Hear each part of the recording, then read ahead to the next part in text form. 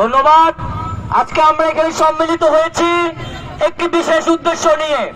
আপনারা জানেন গত শুক্রবার ভারতীয় আগ্রাসনবাদের বিরুদ্ধে বলিষ্ঠ কণ্ঠস্বর জনাব ওসমান হাদিকে গুলিবিদ্ধ করেছে। সেই বুলেট ওসমান হাদির মগজে প্রবেশ করেছে, শুধুমাত্র সেই বুলেট ওসমান হাদির মগজে প্রবেশ করে নাই, সেই বুলেট প্রবেশ করেছে এই 18 কোটি জনগণের মগজে। আপনারা জানেন এই মগজে যে বুলেট আমাদের প্রবেশ করে দিয়ে গেছে সেটা মৃত্যুর আগ পর্যন্ত আমাদের মগজে নিয়ে বেরোতে হবে। এই আগ্রাসনবাদের বিরুদ্ধে আমরা বলে দিতে চাই যে সামনে ওসমান হাদি একটি কবিতা বলতো, নজরুলের বিদ্রোহী কবিতা। আমি 2 লাইন কবিতা শোনাবো।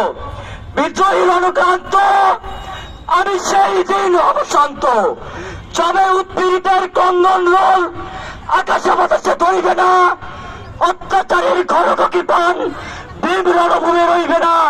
বিদ্রোহী রণক্রান্ত আমি সেই দিন হব শান্ত। 18 কোটি মানুষকে বলতে চাই আমরা সেই দিন শান্ত হব যবে বাংলাদেশে ভারতীয় আগ্রাসনবাদের কোন স্থান থাকবে না। আপনারা জানেন আমরা ভারতের বিরুদ্ধে নই, আমরা ভারতের আগ্রাসনবাদের বিরুদ্ধে। আমরা ভারতের সাথে কোনো শত্রুতা চাই না, আমরা চাই বন্ধুত্ব। কিন্তু বন্ধুত্বের সুযোগ নিয়ে আপনারা বাংলাদেশকে বেশ্যার মতো ব্যবহার করবেন, সেটা আমরা করতে দিব না, সোজা কথা। এই জন্য আমরা বলতে চাই ওসমান হাদি আমাদের লক্ষ কোটি তরুণের অনুপ্রেরণা। তাকে হত্যা করা মানে আমাদের হত্যা করা। একটা হাদি মারা গিয়েছে, লক্ষ হাদি জন্ম নেবে এই বাংলাদেশে। আমরা বেশি কিছু বলতে চাই না। পঞ্চগড়ে এই বাংলাদেশের 18 কোটি মানুষকে ঐক্যবদ্ধ থেকে এই সংগ্রামে সামিল হতে হবে।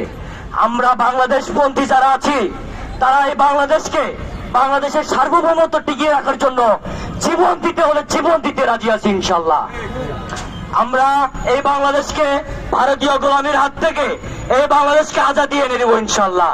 আপনারা সবাই আমাদের সাথে থাকবেন ইনশাল্লাহ। ইনকিলাব জিন্দাবাদ, বাংলাদেশ জিন্দাবাদ। ধন্যবাদ।